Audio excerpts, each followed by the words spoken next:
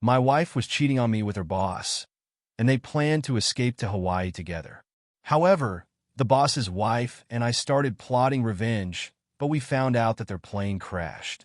Blake Thompson sat on the couch, his eyes fixed on his phone, replaying the conversation he'd had with his wife, Emily, earlier that morning. The private investigator he had hired informed him that Emily and her lover were planning a trip to Maui for a week, even though she had told him she was going elsewhere. This was just the latest in a string of lies. Blake was shocked by his own gullibility. After nearly a decade of marriage, everything seemed to be falling apart. Taking a sip of his coffee, Blake closed his eyes, reflecting on the years they'd spent together. He had met Emily during their college years while they were both pursuing business degrees. Their relationship deepened, leading to marriage after graduation. Blake had joined his father's successful auto parts business, starting with summer jobs and eventually moving into a role at the company's corporate headquarters. His father had plans for him to take over the company one day, and Blake was on track to replace the retiring CFO, John Mitchell. Emily had built a successful career in real estate after obtaining her license shortly after they married. They led a comfortable life, owning a nice home in the suburbs and driving new cars. From the outside, their marriage appeared perfect, even though they didn't have children, a situation that troubled Blake more than it did Emily. Now, he saw that as a small blessing. Early in their marriage, Emily had told him that she had a medical condition, leading her to have her tubes tied. Blake had been supportive, even suggesting adoption, but Emily wasn't interested. Eventually, he came to terms with the fact that they wouldn't have children. Over the past year, though, Blake noticed changes in Emily's behavior that made him suspect something was wrong, something that could shatter their relationship forever. For one, Emily began spending more time out with friends than she ever had before. What used to be an occasional happy hour had turned into 2 or 3 nights a week, sometimes stretching past midnight. Blake wasn't pleased and voiced his concerns, but she dismissed him, claiming work stress as the reason. One night, when she came home with her hair disheveled and her clothes reeking of cigarette smoke, Blake asked, "What have you been doing until midnight?" "Oh, we just had a few drinks," she replied nonchalantly. "Sometimes we dance if we feel like it." "Look, Blake, it's none of your business. I'm an adult and don't need you telling me what to do, so back off." Blake was taken aback by her harsh tone. She had never spoken to him like that before. Seeing his reaction, she softened. "I'm sorry, Blake. I didn't mean to snap at you. It's just the pressure at work." "You've handled tough market situations before without it bothering you," Blake said. "What's different now?" "You don't understand how hard it can be," she retorted. "The competition is fierce, and my bosses are pushing us harder than ever to close deals. I get that, but you shouldn't take it out on me. I'm on your side, remember?" She smiled weakly and hugged him. "You're right, honey. I'm sorry." "Okay, I accept your apology," he said, "but please go take a shower or something." "No offense, but you smell like smoke." "Sorry about that," she said, heading off to the shower. Blake lay down, already asleep by the time she came to bed. In the months that followed, their intimacy dwindled.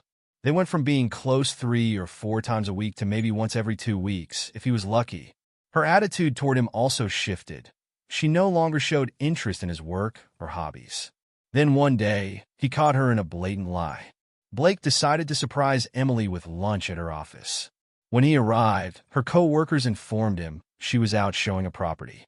That night, when Emily returned home from an evening with her friends, Blake asked her about her day. "I was at the office all day today," she said casually. "Had a ton of paperwork, so I just grabbed a sandwich from the vending machine." Blake was stunned by how effortlessly she lied to him. He considered confronting her, but decided against it, not wanting to provoke a fight.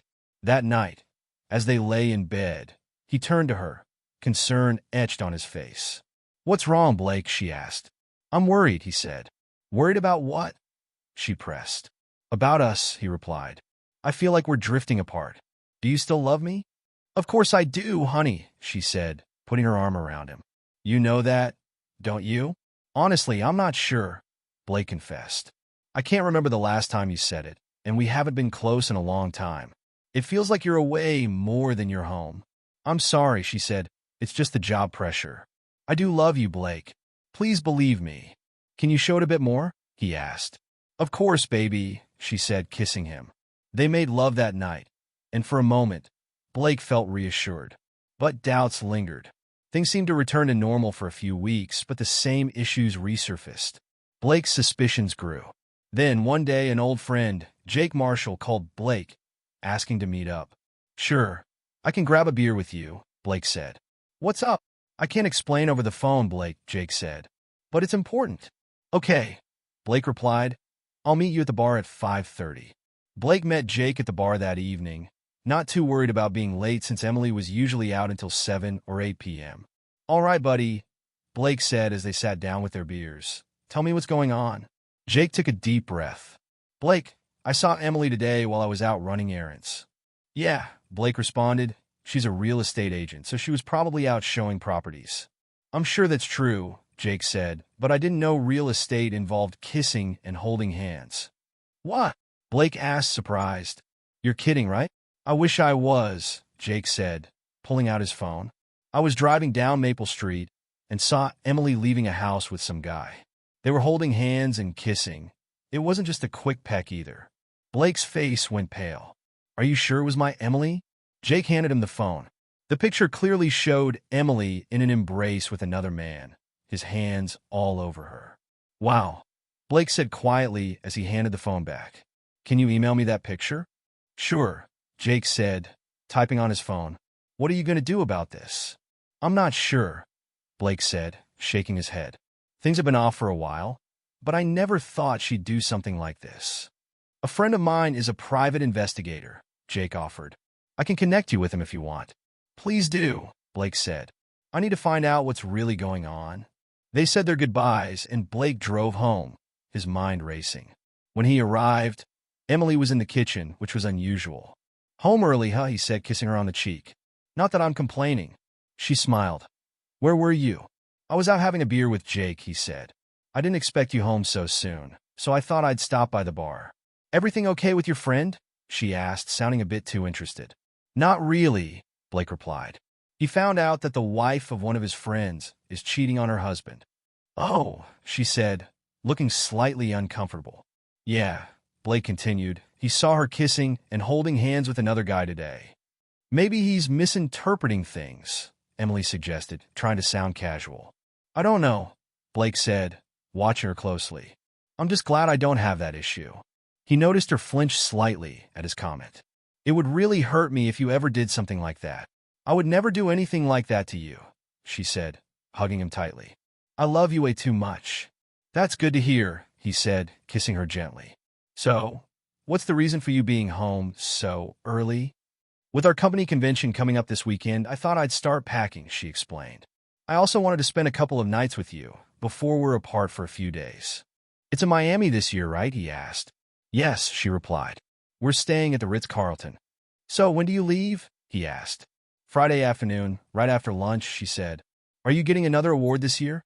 He asked, knowing she usually did. Probably, she said, and they shared another kiss.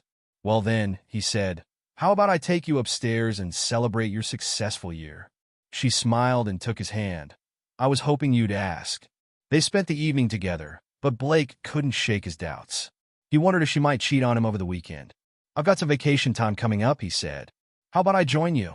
We could spend the week in Miami, relax, and reconnect. Our 10th anniversary is next week, remember? That sounds nice, she said, but I'll be so busy with seminars and meetings that we barely see each other. Plus, they expect me to jump right back into work after the convention. Let's celebrate our anniversary when I get back. I'll make it up to you, I promise. All right, he said. I'll hold you to that. The next day, Blake reached out to Jake and got the contact information for the private investigator. He set up a meeting for that day and drove over before lunch. Good morning, Mr. Thompson. The middle-aged man greeted him as Blake walked into his cluttered office. Nice to meet you. Jake mentioned you might be coming by. Just call me Tom. How can I help you? Blake described what was going on and mentioned Emily's upcoming trip to Miami. Miami, huh? Tom said. Do you think she's planning to meet someone at the convention? I'm not sure, Blake replied. It's possible. Well, I have some contacts there who owe me a few favors, Tom said. Here's the plan. We'll keep an eye on her, And if you want, we can even set up a camera and a microphone in her room. It'll cost more, though. I figured as much, Blake said, but I need to know the truth. Tom handed him a small digital recorder. This is pretty easy to use, he said. It's voice-activated, so just put it under her car seat and turn it on. You can get it later after she's gone. I assume she'll leave her car at the airport? She usually does, Blake confirmed. Great, Tom said.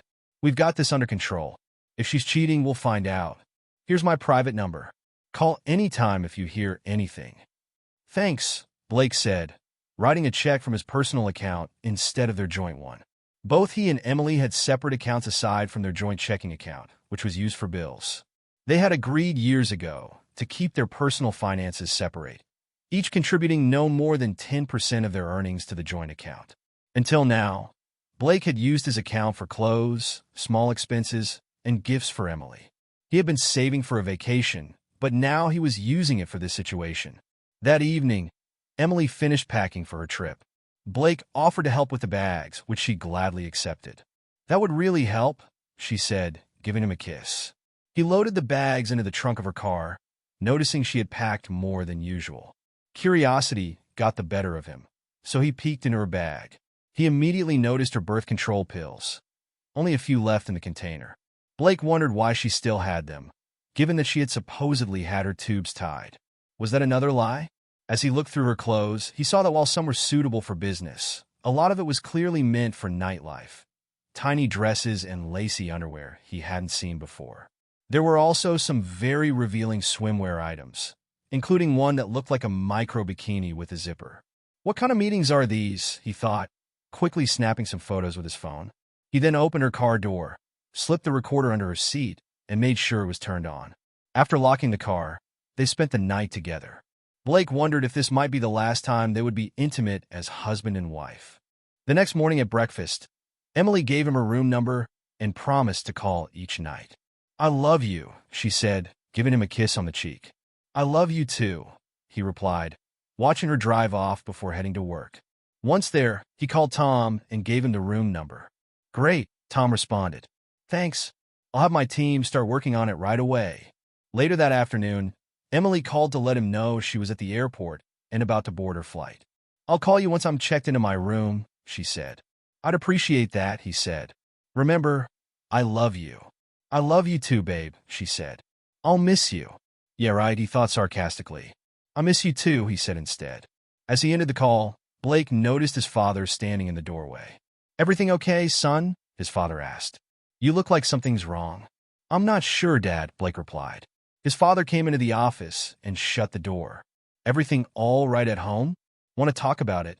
Knowing he couldn't hide anything from his father, Blake explained everything. That doesn't sound good, son, his father said. I wouldn't have guessed she'd cheat on you. Neither would I, Dad, Blake admitted. Well, if there's anything your mom or I can do, just let us know, his father offered. We're here for you.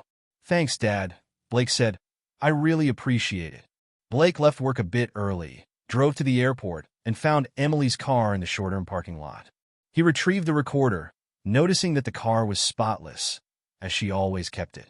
On the drive home, Blake received a call from Emily. Hi, babe, she said. Just wanted to let you know I made it here safely. Thanks for letting me know, he replied. I'm just getting settled in for the night, she continued. I'll give you a call later tonight. Love you. Love you too, he said. Once he got home, he turned on the recorder, hoping there would be nothing unusual. For the most part, it was just road noise and the sound of her radio. But about halfway through, things took a turn. He heard her phone ring, and since it was connected via Bluetooth to her car speakers, he could hear both sides of the conversation. Hey, baby, a man's voice said. Hey there, handsome, Emily replied. Handsome? Blake thought. Who the hell is this guy? I can't wait to see you again, the man said. Last week was amazing. I'm glad you enjoyed it, Emily said with a playful giggle. Are we still on for next week? Next week? Blake was stunned. All set, the man said. Did you tell your husband yet? Not yet, she said. Don't worry, sweetie. I got it covered. He doesn't have any clue, does he? The man asked. Not a clue, she said. He's as oblivious as ever. I hope you're right, the man said. I told you not to worry, she assured him. He'll believe whatever I say. Good, the man responded. Listen, I'm about to pull into the airport. I'll see you at the hotel tonight, okay? She said. Can't wait, he said. Bye, lover. Bye-bye, she said, ending the call. Blake stared at the recorder in shock. He replayed the conversation to make sure he wasn't misinterpreting anything. Not only was she cheating on him, but she also had plans for next week, the week of their 10th anniversary. That didn't involve him. Damn, he thought. How long has this been going on? And who the hell is this guy? He grabbed a beer from the fridge and sat at his desk, replaying the past few months in his mind. Had he really been so oblivious that he missed all the warning signs? He began to question what else she might be hiding.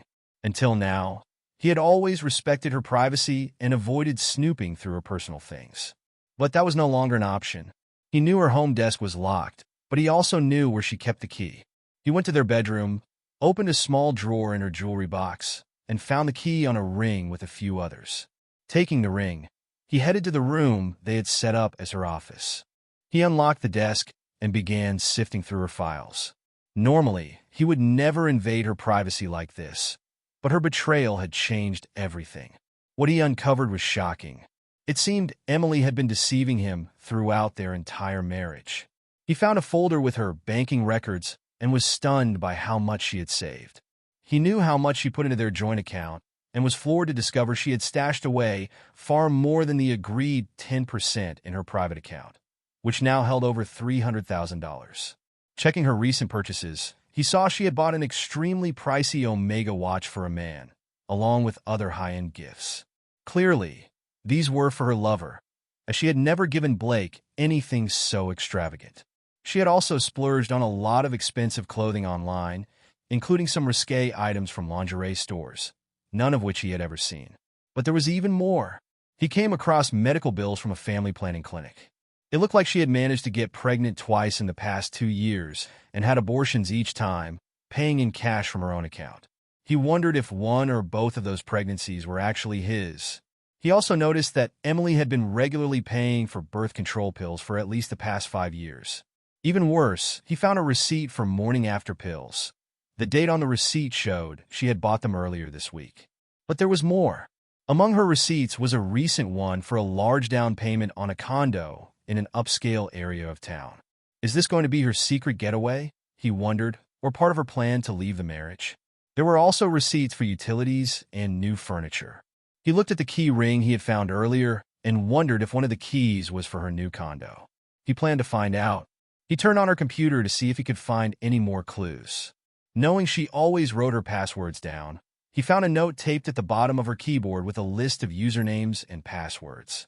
He tried the first one, and it worked. Opening her browser, he found a link to her online email account and accessed it. It was clear she had saved the username and password on the system because he got right into her inbox. He started going through her emails and was stunned by what he discovered. There were several emails between her and someone named Jake Wilson. Most of them were explicit, with Jake talking about how much he enjoyed being with Emily. Her replies were just as suggestive. The emails went back nearly a year, around the time Blake first noticed changes in her behavior. From what he gathered, their meetings initially happened in hotel rooms, but they later started meeting at homes she was selling. He found an email from about 6 months ago that answered one of his questions. Did you deal with that issue? Jake asked. Yes, Emily replied. I want to get the abortion today. It's a shame you didn't keep it, Jake said. You could have passed it off as Blake's. I couldn't do that, Emily said. He thinks I can't have kids. He'd know it wasn't his. Blake realized that was around the time he first noticed her lying. The nerve of her, he thought angrily. The deceitful, scheming, cheating liar. He kept going through the emails. At one point, Jake suggested being intimate in the bed she shared with Blake, but she refused. I'm not doing that to Blake, she told him in an email. Come on, Jake responded. The dumb jerk doesn't have a clue. No, she replied. I'm not doing it. What if you had your own place? Jake suggested. You could buy a nice condo with your commissions, and Blake would never know. That might work, she answered. I have my own account, and Blake never questions it. I'll check what's available. That email was from 3 months ago. The receipt for the condo down payment was from just over a month ago. I got the condo, she told him in an email. I made the down payment, and new furniture is coming in about a week. Blake doesn't have a clue. Perfect, Jake replied.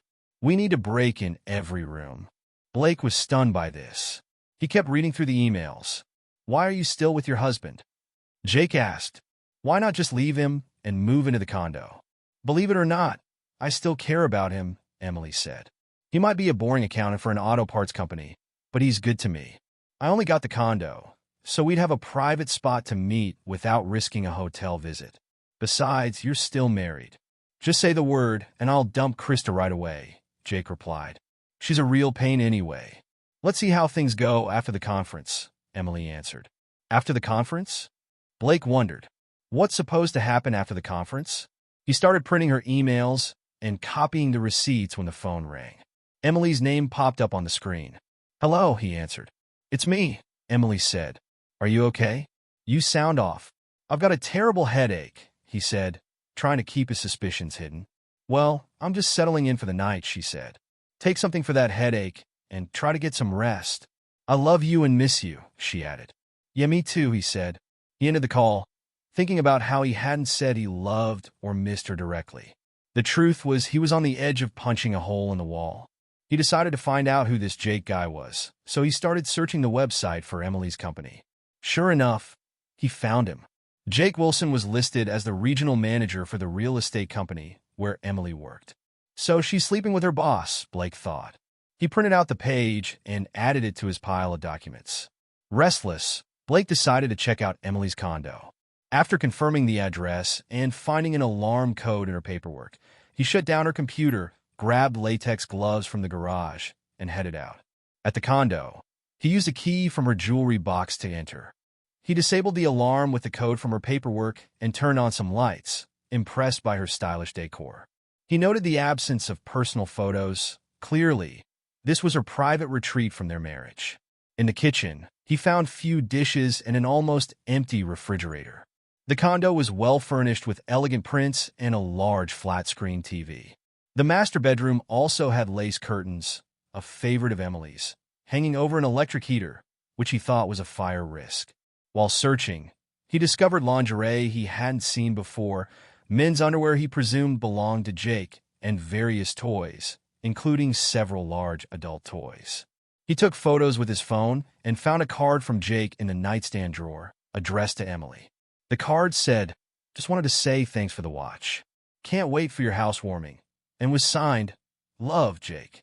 Blake felt a surge of anger imagining ripping Jake's arm off and using it to hit his cheating wife. In the walk-in closet, he discovered even more clothes, both men's and women's, on hangers. In the master bathroom, he saw 2 toothbrushes by the sink and matching his and hers towels on the rack next to the shower. He took more pictures with his phone. The second bedroom had just a small desk and a chair, with a network cable lying on the desk, suggesting it was used for her laptop. A few pieces of mail addressed to her were on the table, all from utility companies. He took photos of them, making sure her name and address were clear in the shots. The windows in this room were also covered with long lace curtains that fell right in front of an electric baseboard heater. Looking around, he spotted a few other potential fire hazards. There were no smoke detectors in the bedrooms, and the one in the kitchen ceiling looked very old. He wondered if it even had a working battery. He made sure everything was exactly as it was when he arrived, turned off all the lights, set the security system back up, and locked the door before leaving. He got back to his car and drove home, thinking through his next steps. Divorce seemed like the obvious choice to him. Even if she sold the condo and ended things with her lover, he could never trust her again. He knew from her financial records that she earned a lot more than he did, so he hoped that would help him avoid paying alimony. He decided to wait until he could consult with a lawyer before making any moves. He also hoped that since she bought the condo in her own name, he wouldn't have to give her the house or sell it and split the proceeds. To him, buying the condo without telling him was like abandoning their marriage. They didn't have any kids, so child support and custody weren't issues. He wanted to make sure both cheaters faced consequences for what they did. He knew violence was not an option since he didn't want to end up in jail. Once he got home, he searched the phone book and found a listing for Jacob Wilson, hoping it was the right person. He called the number. "Wilson Residence," answered a woman's voice. "Is this Mrs. Wilson?" he asked. "Yes, it is," she replied. "Who am I speaking with?" "This is Blake Thompson." Is your husband the regional manager for real estate associates? Blake asked. Yes, he is, the woman said, but he's at a conference this weekend and will be out next week visiting other offices. You should call the regional office to leave a message for him. Actually, Mrs. Wilson, I need to speak with you, Blake said. Oh, she responded. Yes, ma'am, Blake said. I'm sorry to say this, but my wife is having an affair with your husband. Are you certain about this? She asked. Yes, I am, Blake said, and I can prove it. Do you have solid proof? She asked. I can even show you where they meet if you want, Blake said. He heard her sigh on the other end of the line.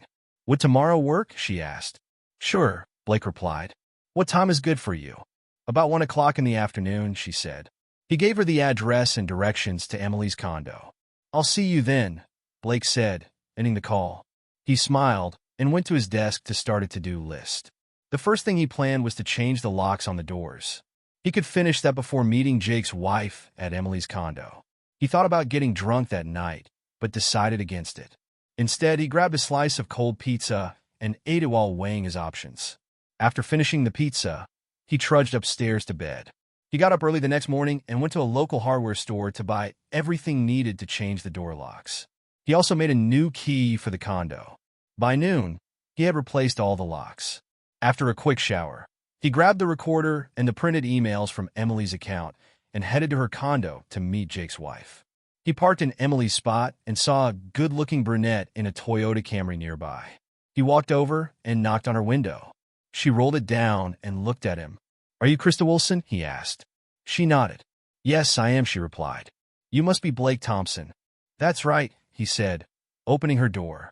Come with me, and I'll show you their love nest. You might want to put these on first, he added, handing her a pair of latex gloves. I don't want to leave any fingerprints. Good idea, she said. They walked to the condo door, and Blake used his new key to open it. He was relieved when it worked. After disabling the security alarm, they went inside. Blake showed her the bedroom, opening drawers and the closet to reveal Jake's clothes. Oh my God, Krista said. I've been searching for some of these things for weeks. I was wondering where his clothes were going. Has your husband been wearing an Omega watch lately? Blake asked. Krista nodded. Yes, she said. He said it was a gift from management. Blake shook his head and pulled out the card he found in Emily's nightstand. He opened it and showed it to her. As she read the note, she started crying. Is that his handwriting? Blake asked. Yes, she sobbed. There's more, Blake said, pulling out the emails and the recorder. She read through the emails, tears streaming down her face. Then he played the audio from Friday.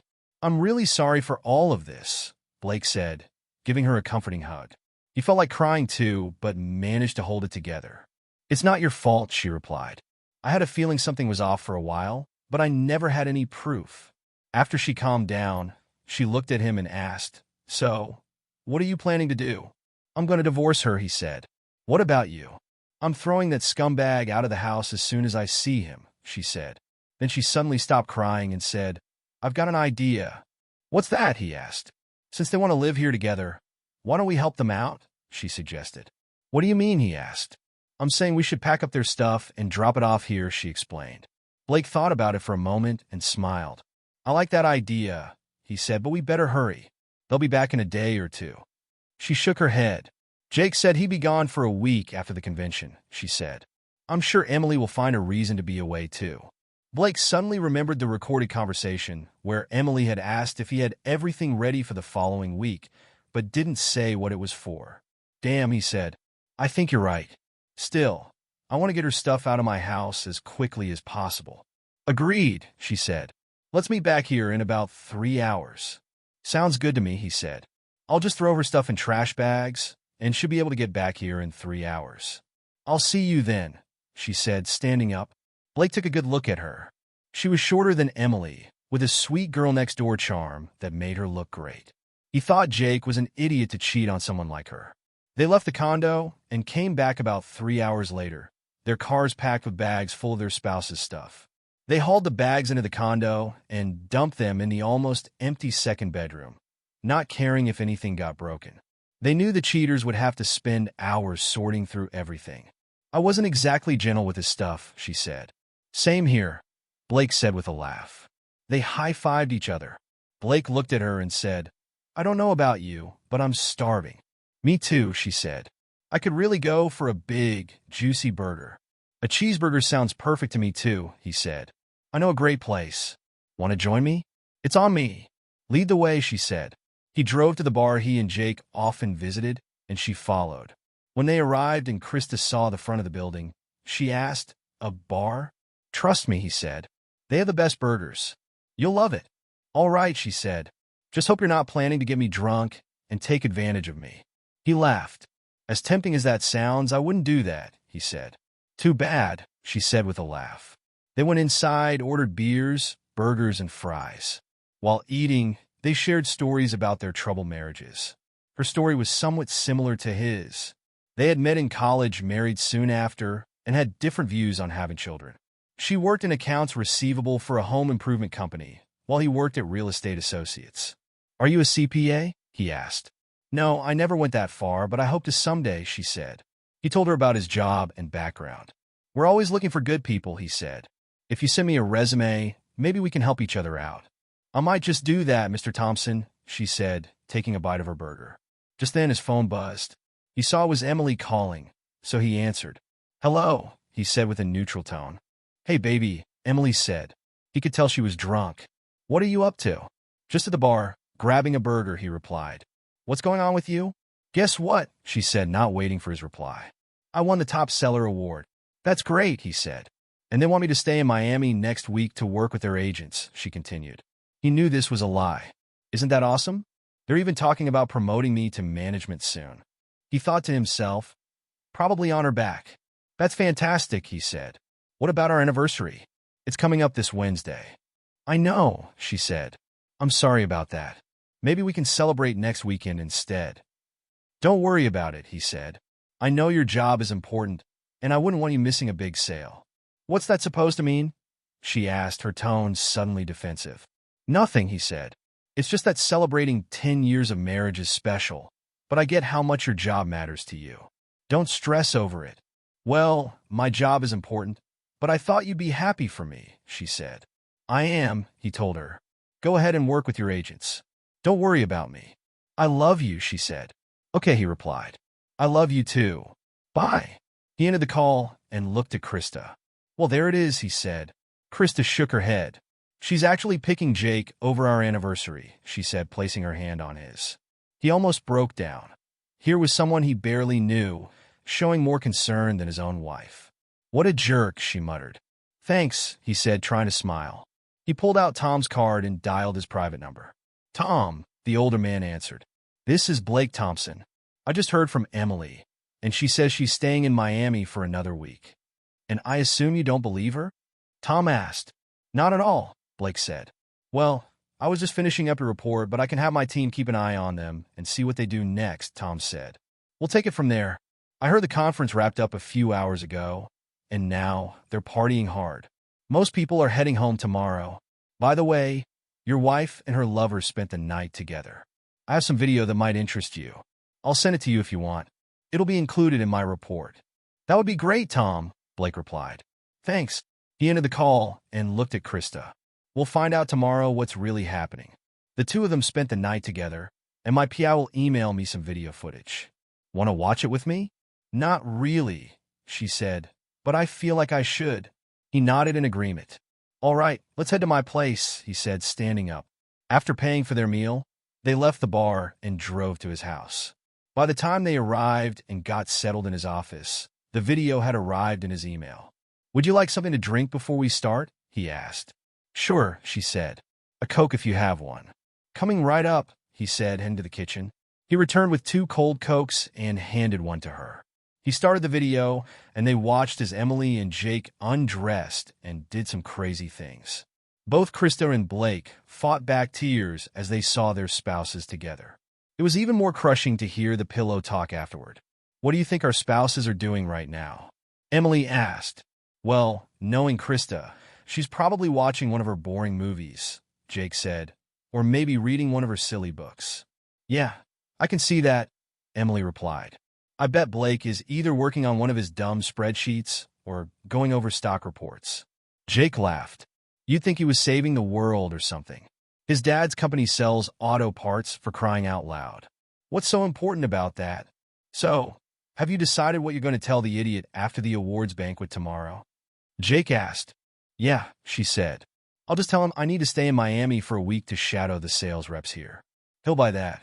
Heck, he'd believe anything I say. I could tell him the moon is made of green cheese, and he'd go for it. And by the time he figures it out, we'll be on the beach in Hawaii, Jake said. I can't wait to see you in that new sling bikini you got. Krista lost it. Hawaii, she yelled. That jerk is taking some woman to Hawaii. I'm going to rip his head off. She looked at Blake. Sorry for calling your wife a jerk. Don't worry about it, he said. I'd have called her the same thing. They turned back to the video. So, Jake continued, what about your anniversary? Are you just going to ignore it? Hawaii sounds way more fun than a night at a steakhouse, she said. I'll make it up to him if I feel like it. Maybe I will, maybe I won't. Jake looked at her. You're cold, you know that, he asked. She shrugged. It's just our 10th anniversary, she said. There will be more. Who cares?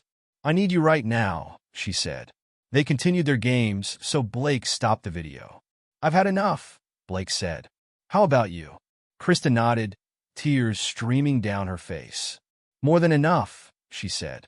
I'm going to make an appointment on Monday to see a divorce lawyer, he said. Do you want to come with me? Would you mind? She asked softly. Not at all, he said. Krista broke down in tears. Blake held her close, letting her cry on his shoulder. He felt like crying too, but held it in. He comforted her as best as he could while dealing with his own emotions. Would it be okay if I stayed here with you tonight? She asked. No intimacy. I just want to be held. Of course, you can stay, he said. Stay the week if you want.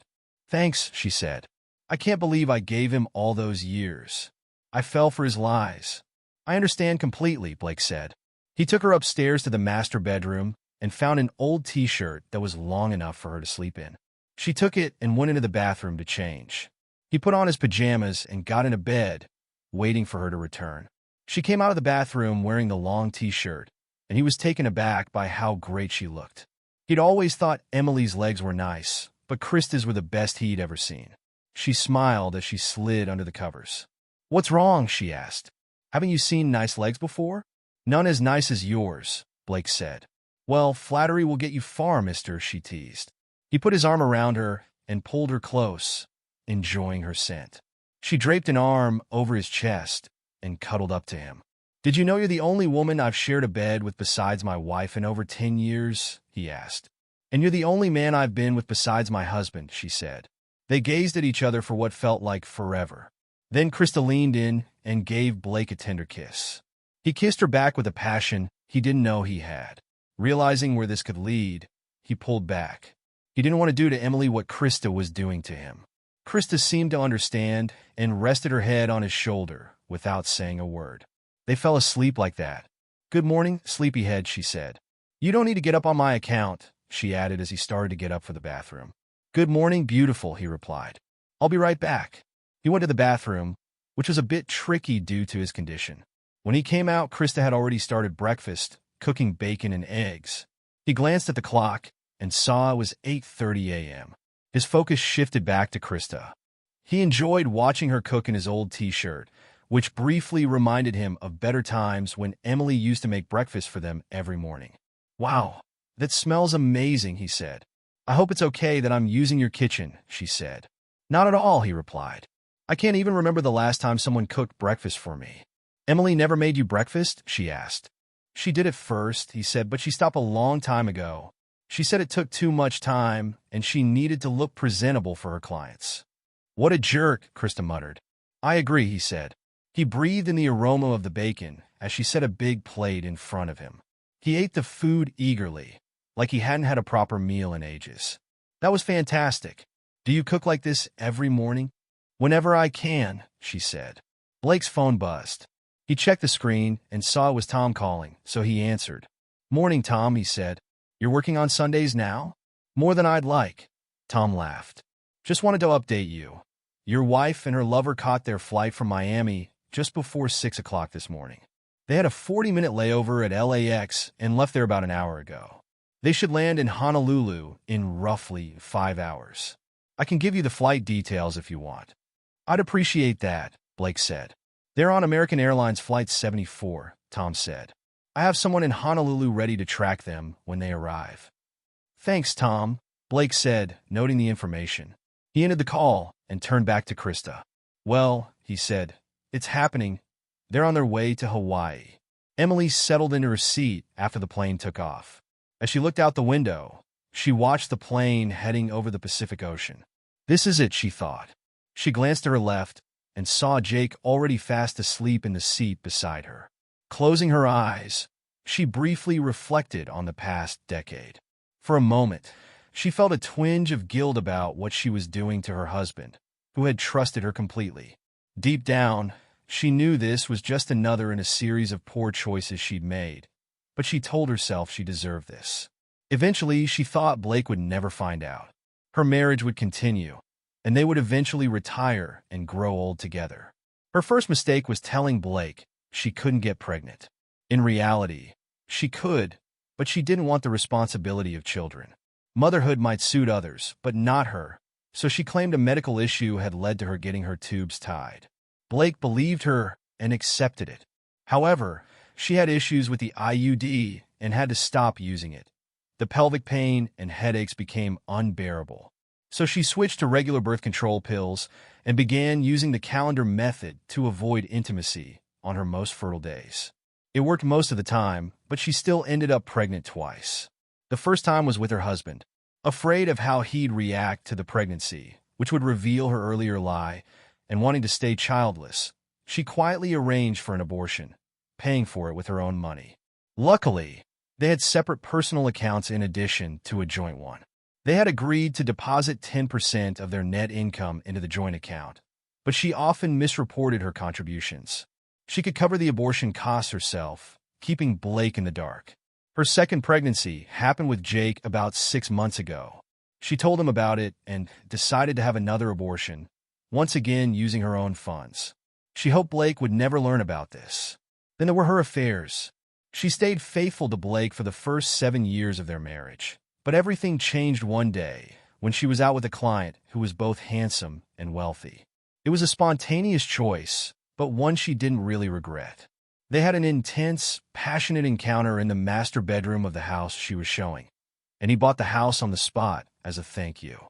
She didn't do this often, maybe 10 times over the next year and a half, but she later found out that others had done similar things. Sure, she felt a bit guilty, but she thought, why not? If other women can get away with it, so can I. In her mind, it didn't impact Blake. She still loved him, and what he didn't know wouldn't hurt him. Then she met Jake, and everything changed. He was everything Blake wasn't. While Blake liked to carefully analyze every decision, Jake was spontaneous and made quick choices. Blake's life and career path had been set long ago. He had worked for his father all his life and would soon become the CFO of his father's company, eventually taking over as president and CEO. Jake, on the other hand, didn't plan far ahead and lived day by day. While Blake focused on the future, Jake enjoyed the present. They were also quite different in bed. Blake made love to her with attention to her pleasure, while Jake was more about the quick, straightforward act. At first, they met up at motels and hotels around town or at a house she had on the market, but she started worrying that someone might see them and tell either Blake or Krista. Then one night, Blake said he was worried they were growing apart. That freaked her out, so she put things on hold with Jake for a while and focused all her attention on Blake. But that didn't last long. Jake wanted to get things going again, but she was scared that Blake might find out. She needed a plan, so she decided to buy her own condo. This way, she'd have a private spot for her and Jake. Jake wanted to get intimate in the bed she shared with Blake, but she nixed that idea. Even though she thought Blake was a bit boring, she still had some feelings for him. It also helped that she and Blake had long ago decided to file separate tax returns. This way, she could keep the condo secret while benefiting from the tax break. It seemed like a perfect solution. At least that's what she kept telling herself. This led to her latest plan, spending a week in Hawaii with Jake. She took a week off from work, telling her office she was going to Hawaii with Blake after the big corporate event. Meanwhile, Jake told his wife he'd be traveling for work, which wasn't unusual for him. She lied to Blake, saying she'd be in Miami for the week. Of course, a couple of phone calls could reveal the truth. but she figured Blake would believe whatever she said. The only downside was missing their 10th anniversary, but she promised herself she'd make it up to him when she got back. And she intended to keep all this a secret. She gazed at the blue water below, a smile on her face as she daydreamed about Hawaii. Jake had bought her a daring sling bikini for their trip. He was eager to watch her take it off and pleasure herself on the beach. The thought made her feel aroused, and she had to fight the urge to touch herself right there. Maybe she'd find a chance to do it in the restroom later, she thought. She took out her phone to check for messages or missed calls. She wasn't surprised that Blake hadn't reached out. He wasn't big on texting and preferred to communicate by phone or face-to-face. She laughed to herself. The plane shuddered, and she thought they might be hitting turbulence. Then she noticed the plane starting to descend, and the engine sounded strange. Looking out the window, she realized something was terribly wrong. Suddenly, the cabin was chaotic, and she felt the force of gravity pressing her into her seat. Outside, she saw they were plummeting rapidly. Oh my God, she thought. This is it? We're crashing. I'm going to die. Oxygen masks dropped down, and she heard other passengers, including Jake, screaming while the flight attendants tried to get everyone ready for the worst. With tears streaming down her face, she looked at her phone and made one final decision. Blake and Krista had just wrapped up breakfast and cleaned up the last of the dishes. They sat back at the table to plan how to handle their cheating spouses. Blake was struck by how sharp Krista was at figuring things out. Right now, he felt closer to her than he had to Emily in a long time. He had just come back with a second cup of coffee for them when his phone buzzed. Seeing Emily's name, he put the call on speaker. "Hello," he said. "Blake." Emily's voice was frantic, but there was a lot of noise and shouting in the background. "What's going on, Emily?" he asked. "No time playing going down, so sorry, forgive me." Her voice cut off suddenly. Blake and Krista looked at each other, stunned. He tried to call Emily back, but it went straight to voicemail. He turned to Krista. "Try Jake," he said. Krista rushed to the front room, pulled her phone from her purse, and tried calling. She shook her head. "It went straight to voicemail," she reported. Blake went to his home office, fired up his computer, and looked up the airline's contact number. After some back and forth, he finally reached someone who confirmed they were investigating reports of a crash. He left his contact information, along with Emily's and Jake's details, and was told someone would get back to him. He also gave Krista's info so they could reach her too. He did a quick Google search, but found nothing yet. He figured it would be at least an hour before any news would come in. They went to the front room and turned on the TV, hoping for updates. Blake flipped through the channels, but found no reports. He looked at his phone, reflecting on the events that led to this moment. At last, a news network announced that an American Airlines flight bound for Honolulu had crashed into the Pacific, but no further details were available. Krista gasped, her hand covering her mouth. Blake embraced her, silently hoping Emily was still alive. Although he resented what Emily had done to their marriage, he didn't want her to die. After an hour, his phone rang. Lowering the volume on the TV, he picked up. "Mr. Thompson?" a woman's voice asked. "Yes, this is him," Blake replied. "I wanted to let you know that your wife's flight has indeed crashed," she said. "We don't have additional details right now, but we'll update you as soon as we have more information." "Thanks," Blake said, and ended the call. He and Krista shared a hug and a few tears. Shortly after, Krista received a call with the same update. Later, his father called, which wasn't surprising given that his parents often reached out when they heard news like this. "Hey, Blake," his father greeted. "Hi, Dad. How's everything?" Blake asked. "Just got back from church." "Did you catch the news about the crash?" his father inquired. "Yeah, I saw it," Blake responded. "That's awful," his father said. "By the way, how's Emily? Isn't she coming back from Miami?" "She's actually not doing well, Dad," Blake replied. "She was on the flight that crashed." "What?" his father exclaimed, clearly stunned. "Why was she going to Hawaii without you?" "She was with her boyfriend," Blake explained. "Oh my God," his father said. "I'm so sorry, son. Take the week off to handle everything. I'll inform Mike. If you need anything, just let us know, all right?" "Thanks, Dad," Blake said, ending the call. His mind was racing with mixed feelings. He felt sorrowful that Emily was probably dead, yet he was angry with her for cheating. Frustration also boiled inside him for not confronting her sooner. Oddly, the fact that her death meant no divorce didn't bother him. Then another thought struck him. He would have to manage all her final expenses, including the condo. Great, he thought to himself. He turned to Krista, wondering how she'd handle everything. What would she do now? An idea came to him, and he approached her. Krista, he said, how about selling your place and moving in here with me?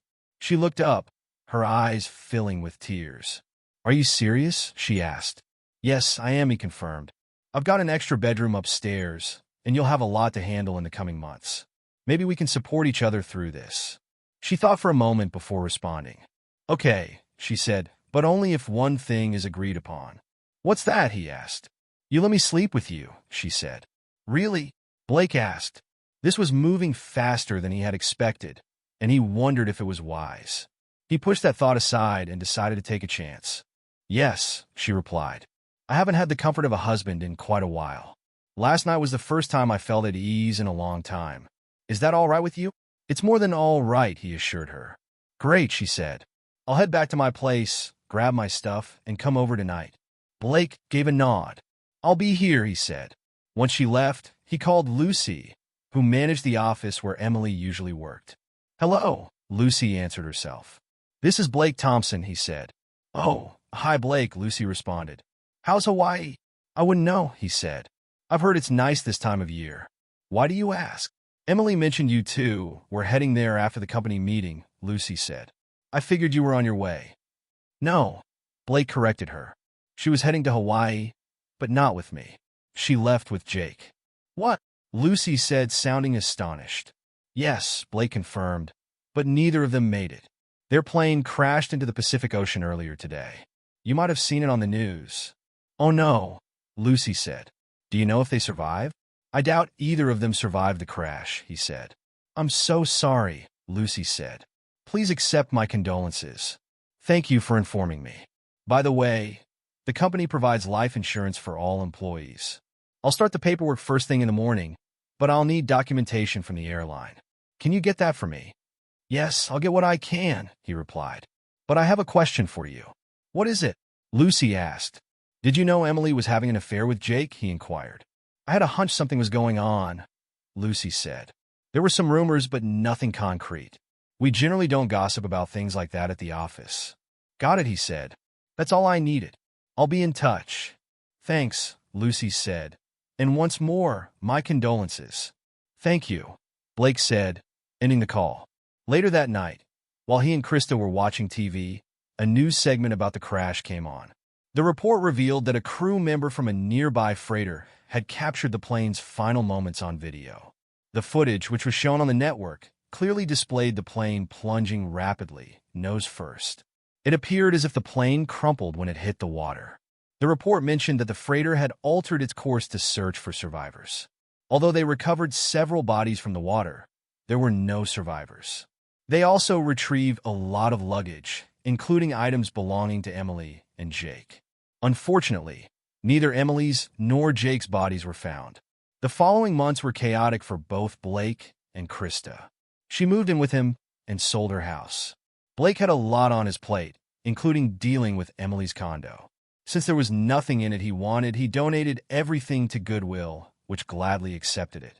Eventually, he sold the condo and recouped the amount Emily had originally paid for it. Insurance payments of $600,000 from real estate associates arrived for both Blake and Krista, compensating them for their spouses' deaths.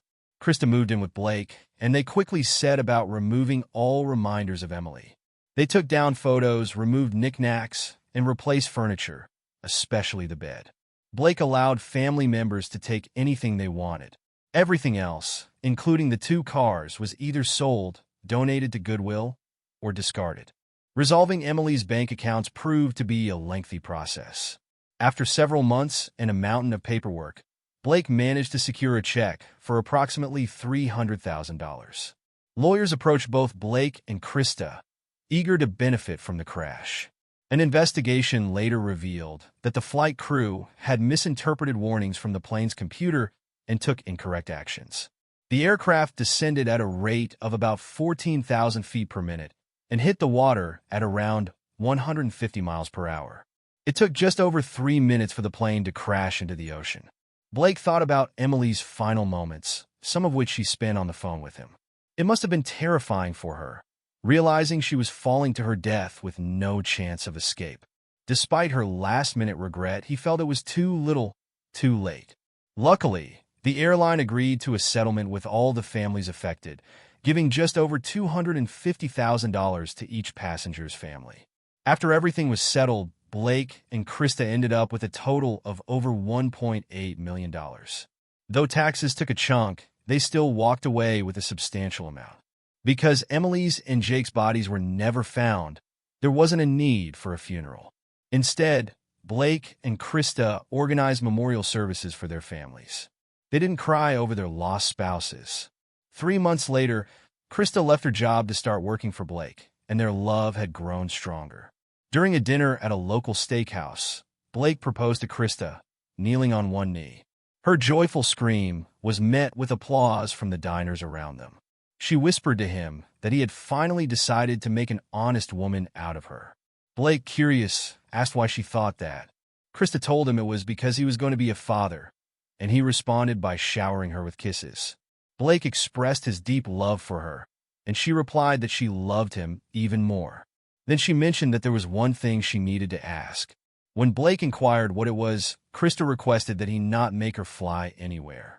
Blake laughed and hugged her tightly, reassuring her that she had nothing to worry about.